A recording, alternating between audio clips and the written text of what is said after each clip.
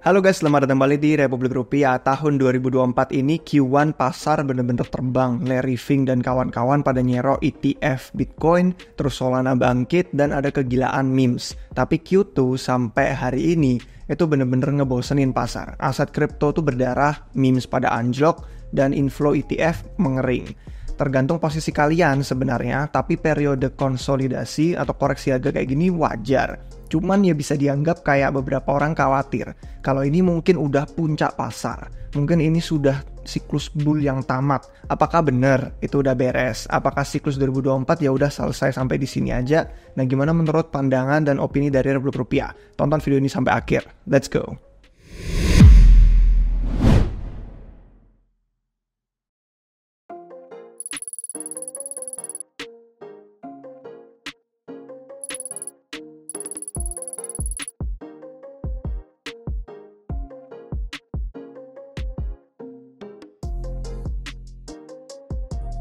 Oke guys, jadi pertama-tama pengingat aja kalau misalkan kalian ada yang bulan depan pada datang ke Bali untuk ikut acara event Coinvest Asia, kalian bisa dapetin tiket gratis dari Revel antara dua cara.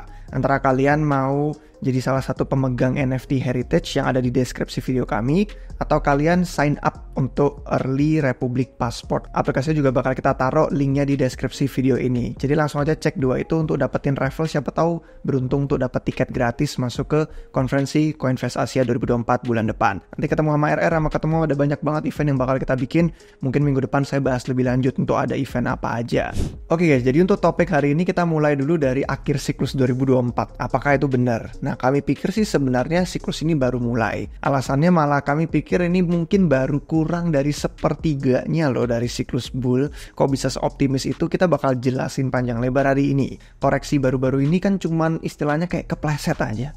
Dahulu kala Bitcoin itu sering banget koreksi 25%, 30%, 40%, udah jadi sarapan sehari-hari. Jadi kalau volatilitas ini menguji mental kalian, itu harga yang harus dibayarkan. Bukan hal mengejutkan. Apalagi tahun 2023 itu kan BTC naiknya lebih dari 150%. Dan Q1 untuk 3 bulan pertama tahun 2024 ini, Bitcoin juga naik lagi tambah 65%. Jadi konsolidasi memang udah dinantikan. Dan kalian melihat dari banyak banget video kami yang sebelumnya tentang kewaspadaan itu. Beberapa bulan terakhir memang sih bikin bosan. Kabar baiknya, summer crypto atau musim panasnya itu akan segera meluncur. Kalian udah siap belum posisinya? Banyak aset kripto itu udah musnah, banyak leverage itu terbantai, yang pada rungkat udah pergi, minggat, dan sentimen kacau balau. Jadi nggak apa-apa, sudah lewat. Sekarang kita siap nih untuk maju dengan dorongan-dorongan yang kita bakal bahas hari ini. Kita bakal bahas tentang ETF, tentang pemotongan suku bunga AS, kita bahas tentang Pilpres AS, dan apakah semua hal ini sudah price in? Menurut kami itu masih belum. Kita mulai dari yang pertama ya. Kita mulai dari yang pertama tentang ETF. Larry Fink dan kawan-kawan, apa julukannya? Mungkin bapak bullrun untuk siklus ini. Pokoknya ada yang sampai bilang dan bikin meme, Larry Fink tuh kayak pria 10 triliun dolar. Tidak melebih-lebihkan, ETF Bitcoin itu menarik hampir 40 miliar dolar dalam 6 bulan. Dan demand untuk produk ETF Bitcoin ini bahkan melampaui proyeksi analis-analis ETF, bahkan yang bullish sekalipun itu benar-benar di luar dari dugaan mereka. Dan sejak ETF diluncurkan, memang Bitcoin dan pasar kripto itu tradingnya sejalan sama arusnya ETF. Kalau pas lagi flow ETF bagus, Bitcoin pump. Kalau pas flow ETF-nya buruk, Bitcoin dump. Dan ETF Ethereum sudah masuk dalam radar investor kripto yang berikutnya. Cuman ekspektasinya tadinya itu kan pada sepakat ya udah anggap aja tahun depan 2025. Ternyata bulan lalu itu dibilang persetujuannya bisa keluar lebih cepat. Akhirnya Ethereum langsung pump lebih dari 30%. Dari yang tadinya harganya $3.000 sampai hampir ke $4.000. Dan ternyata tanggal peluncuran makin cepat.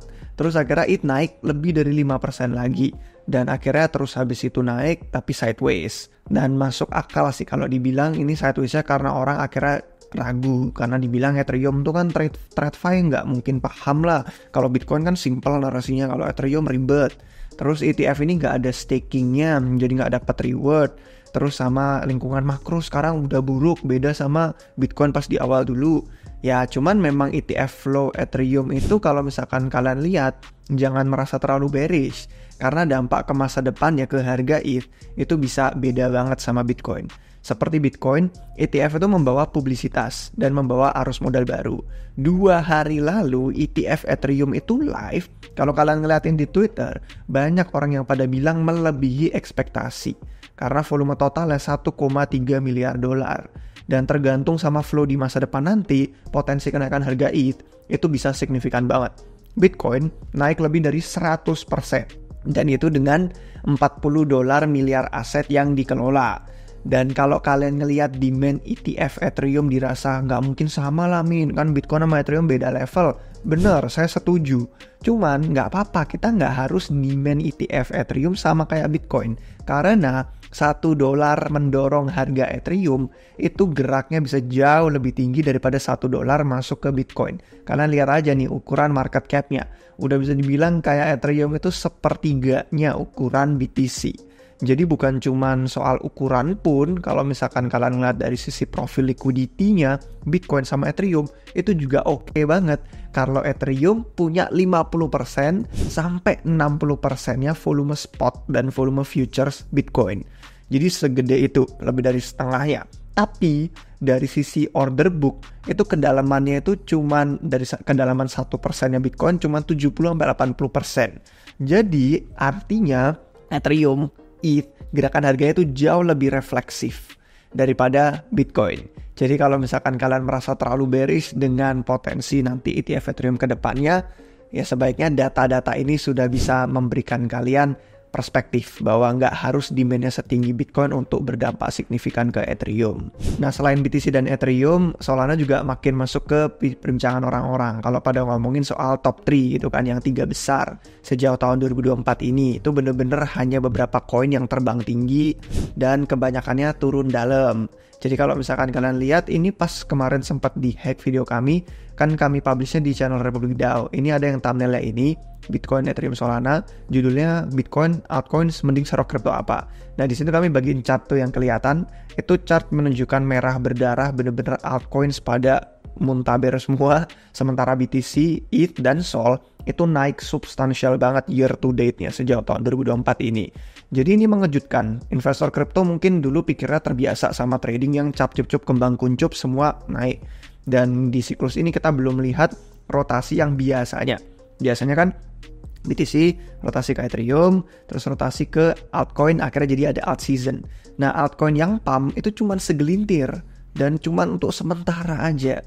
Jadinya permainan rotasi ini kayak Russian roulette. Kalau kalian tahu Russian roulette, kayak di selongsongnya itu ada banyak tempat untuk peluru, tapi di pelurunya cuma dimasukin satu dan kalian bener-bener nembak untung-untungan, nembak diri sendiri untung-untungan apakah bakal kena yang selongsongnya kosong atau bakal kena yang ada pelurunya. Jadi bener-bener deh kalau kalian lihat yang dijanjikan ada blast season, ada narasi base, ada narasi phantom, narasi aptos, ada airdrop juga banyak gitu kan, modular, dan kalian lihat aja semua chartnya bener-bener rak pulu semua istilahnya.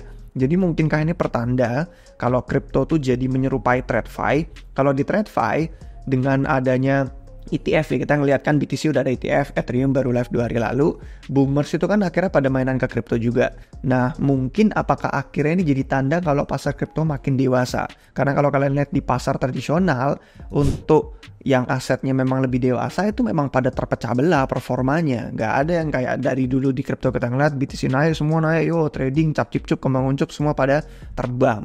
Kalau di pasar yang lebih mature, itu istilahnya kita ngelihat saham global nih ya, saham yang ada di seluruh dunia, bandingin sama saham teknologi yang ada di AS. Bener-bener beda sendiri. Saham teknologinya AS bener-bener outperform, sementara saham yang lainnya pada rungkat. Jadi itu ada salah satu alasan. Apakah pasar kripto makin dewasa dengan ETF dan dengan banyaknya boomers masuk? Alasan lainnya mungkin pump.fund. Karena bikin token tuh jadi sangat mudah banget, supply-nya jadi masuk banyak ke pasar bejibun. Setiap memes yang viral langsung ada solusi derivatifnya, ada turunan-turunannya, semua rebutan attention. Yang kami udah bahas di video sebelumnya. Ya, semua pada rebutan attention. Kalau ada yang pengen nonton, ini attention ekonomi, trik menguasai pasar kripto. Bagus banget ini videonya untuk yang belum nonton di channel Republik Rupiah 3 hari lalu. Dan rebutan attention juga rebutan modal orang yang pada terbatas juga. Dan terakhir mungkin ya karena retail juga pada belum masuk itu kan. Kalian ngeliat deh, traffic di Google Search menandakannya gitu. Walaupun memang kegilaan memes di Solana itu udah kayak tahun 2021 kemarin, tapi orang jadi bikin portofolio barbell. Misalnya kayak barbell cuman ada 2 sisi, beratnya itu ya pokoknya blue chip di satu tangan, memes di tangan satunya. Token DeFi, token infrastruktur, apapun yang ada utility lainnya, jadi tidak ada yang ngebit. Dan ya sejak kita bahas itu memang si memes tuh udah turun 90% dan kita udah bahas. Pokoknya kalau pengen ngerti tentang attention economy, di sini deh kalian bisa paham intinya itu, do you want to be right or do you want to make money? Kalian pengen debat terus menang debat itu, kalian pengen terbukti benar atau kalian pengen ngasihkan uang, itu aja yang intinya dari attention economy. Jadi apakah artinya tidak ada alt season min? Gimana dong kalau siklusnya masih lanjut nggak ada alt season juga, apa artinya gitu? Salah satu alasannya belum bisa kalian cap-cip-cup pensiun besok itu karena ketidakseimbangan supply dan demand. Jadi simple aja, ada lebih banyak tekanan jual daripada tekanan beli. Ada yang nyalahin, oh ini gara-gara banyak token low float high FDV, oh ini gara-gara ada venture capital yang pada ganas dan agresif, oh ini gara-gara retail jadi exit liquidity. Ada yang nyalahin di crypto Twitter pada punya kabel yang masing-masing. Nggak penting sebenarnya siapa yang kalian salahin. Yang penting itu semua ini cuma soal supply dan demand, dan supply saat ini jauh melampaui demand. Kalau kalian lihat ya, di siklus 2017, market cap crypto total ini bertumbuh dari 40 miliar dolar sampai ke hampir 750 miliar dolar. Itu sekitar 18 kali lipat. Di siklus yang 2020, market cap crypto total bertumbuh dari 280 miliar ke hampir 2,8 triliun dolar. Itu sekitar 10 kali lipat. Dan di siklus yang ini, market cap crypto total awalnya mulai kita di sekitar 1 triliun dolar, tapi baru tumbuh ke 2,4 triliun dolar. Itu 2 kali lipat aja nggak ada. Jadi memang sih semakin besar angkanya semakin susah naik. Dulu di angka miliaran, sekarang udah triliunan. Tapi memang butuh lebih banyak kan modal untuk naik 10 kali lipat, yang sebelumnya 18, terus 10 kali lipat. Tapi ya kayak sampai ke nggak ada 2 kali lipat tuh jauh juga sih perbedaannya dari siklus ke siklus, lumayan. Ya faktanya memang butuh modal daripada 5 tahun lalu, tapi ya itu karena supply lebih banyak daripada demand. Artinya ada terlalu banyak token. Orang yang beli nggak sebanyak itu. Makin banyak token perlu makin banyak modal untuk bisa nge-support harganya. Dan kalau kalian lihat aja jumlah proyek kripto nih ya, ini ada chart dari Statista. Ini jumlah proyek kripto dari tahun 2013 sampai Juni 2024 itu naik terus. Dan itu yang ada proyeknya. Belum kita ngitung yang nggak ada proyeknya, yang cuma token sembarang aja. Ini kan 10.000 untuk Juni 2024. Kalian lihat di CoinGecko, di CoinMarketCap deh, jumlahnya jauh lebih banyak daripada 10.000 itu. Jadi ditambah lagi sama token-token yang lama akhirnya pada unlock ya kan. Investor-investor yang tadinya di awal kena misalkan vesting berapa lama, akhirnya supply itu juga pada masuk ke pasar. Dan VC, venture capital pasti cari untung. Jadi itulah kenapa ada banyak banget supply token di pasar yang harus diimbangi sama demand yang masif yang sejauh ini kita belum melihat. Bubuk amunisi pasar kalau pengen ngelihat demand masuk, itu mungkin kita bisa ngeliat dari stablecoin. Karena itu banyak kan orang di Twitter sama di media sosial lain kalau ngelihat soal potensi tekanan beli yang ngelihatnya dari supply stablecoin kayak gimana pertumbuhannya. Cuman ya karena suku bunga dari si Jerome Powell tuh tinggi, orang mungkin lebih milih dapat 5% aja dari dolar biasa di Amerika daripada ngapain bentuk on-chain stablecoin gitu kan. Tapi kita mendekati kok. Pemotongan suku bunga untuk pertama kalinya dalam 4 tahun.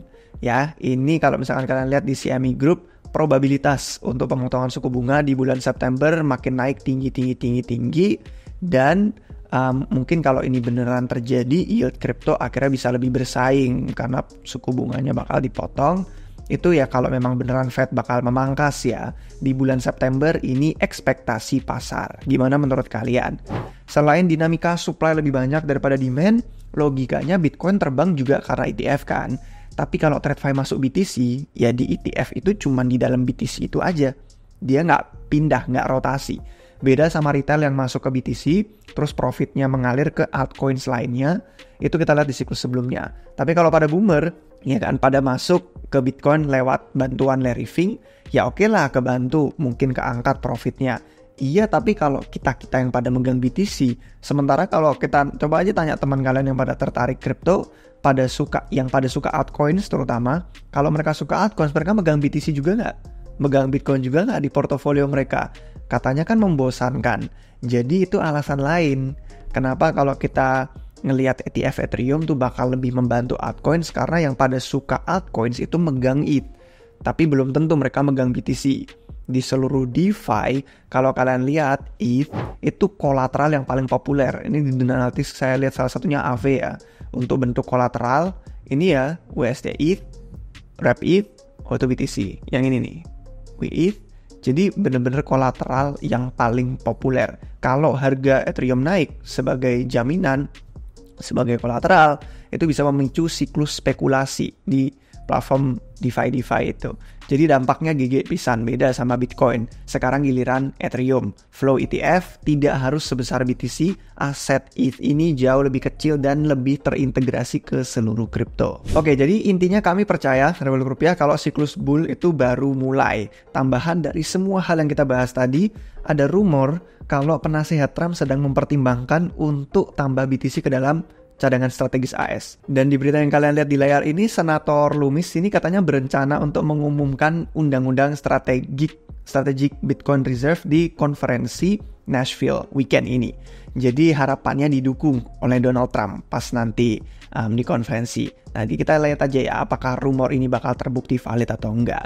Selain Donald Trumpnya sendiri, wakil presidennya JD Vance itu juga kayaknya punya BTC secara pribadi. Kalau kalian lihat di sini, dia dulunya venture capital teknologi dan sangat banget mendukung kripto di hadapan Senat. Terus Vivek Ramaswamy kayaknya bakal dapet posisi penting nih di kabinetnya Donald Trump. Karena rumornya Vivek ini yang kemarin bantuin Trump untuk pivot ke kripto di balik layar. Jadi JD Vance sama Vivek Ramaswamy kalau beneran jadi satu tuh di kabinetnya Donald Trump, itu bakal jadi kabinet yang paling ramah kripto dalam sejarah Amerika. Nah, jadi balik lagi ya, kalau misalkan kita ngomongin ke skenario BTC nih, bener nggak kalau jadi cadangan Amerika Serikat? Kenapa kok bisa dampaknya gede? Game teorinya aja simple. Jadi kalau AS beneran minat, setiap negara lain bakal tertarik untuk front run jadwal serok jadwal DCA-nya AS. AS sekarang megang sekitar $600 juta dalam cadangan emas. Dan 5 negara terbesar itu megang secara gabungan kolektif $1 triliun. AS juga megang sekitar $10 miliar dalam bentuk BTC yang mereka sita. Jadi rasio yang mereka punya BTC sama emas itu rasionya 1,6%. Kalau bobot exposure-nya mau disesuaikan sama market cap, rasio 1,6% itu jadi 8%. Dan 8% artinya AS perlu beli sekitar $40 miliar Bitcoin. Dan itu, angka 40 miliar setara dengan yang kita bahas di awal tadi, yaitu total aset yang dikelola semua ETF spot Bitcoin. Jadi bayangin gerakan harganya. Yang FOMO langsung selevel negara bangsa.